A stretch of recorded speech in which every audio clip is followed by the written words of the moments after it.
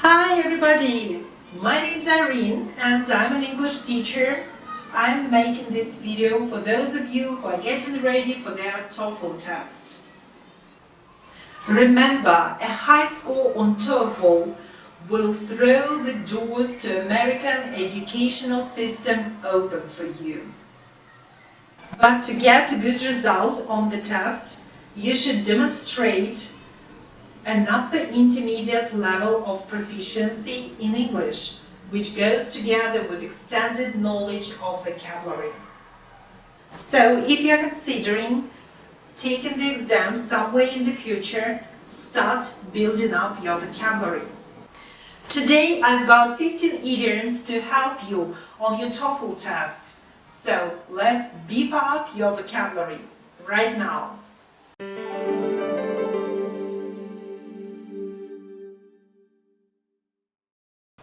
Okay, let's get started. Number 1. To add insult to injury.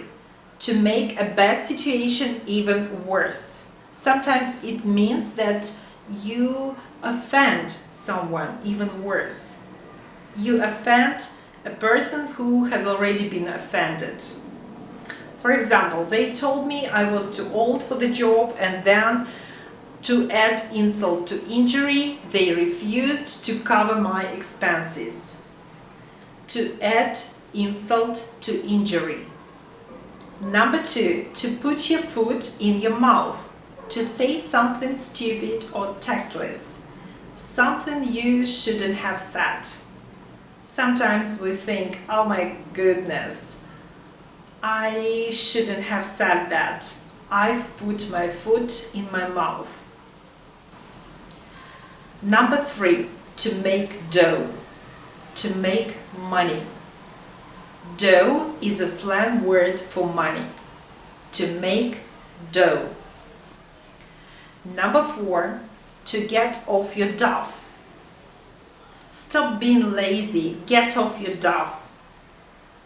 You should get up and do something. Get off your duff.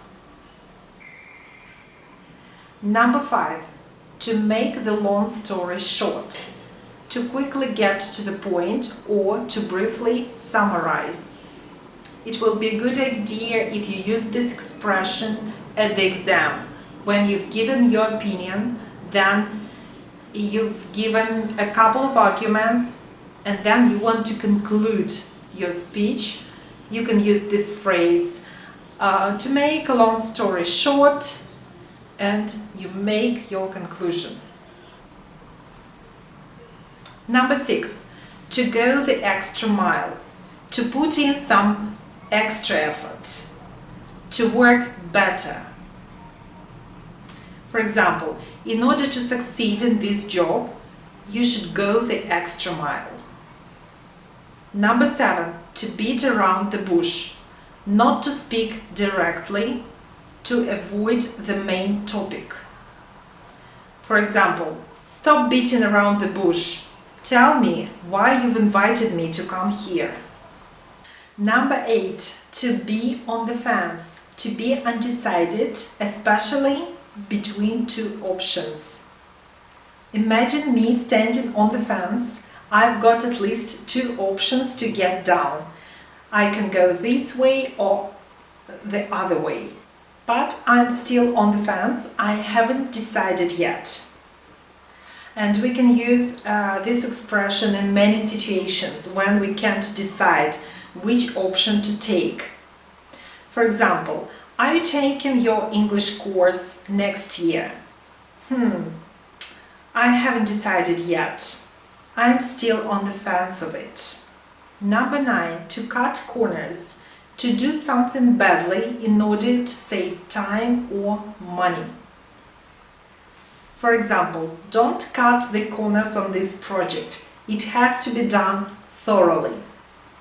Or we can say the builders cut corners while building the house, so that's why there are a lot of problems now. Number 10. To test the waters. To cautiously try something out.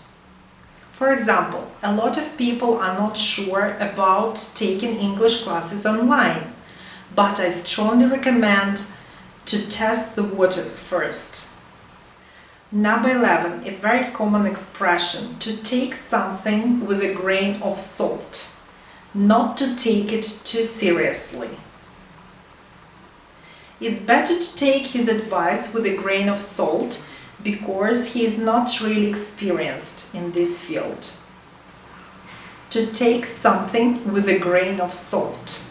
Number 12, to take a rain check, to postpone a plan. For example, I've got a flu, so I'll need to take a rain check on my going to a party. Take a rain check. Number 13, to read between the lines. To understand the meaning that was implied but not stated directly. To understand poetry, you should be able to read between the lines. Number 14, to cost an arm and a leg. This handbag was really expensive. It cost her an arm and a leg. It was very expensive. Number 15, if you want to congratulate someone, if you want to say that someone has done a great job, you say, "Way to go! You've scored 120 points on your TOEFL test. Wow! Way to go!" Well, here I'm off. I hope you all get a high score on your TOEFL exam.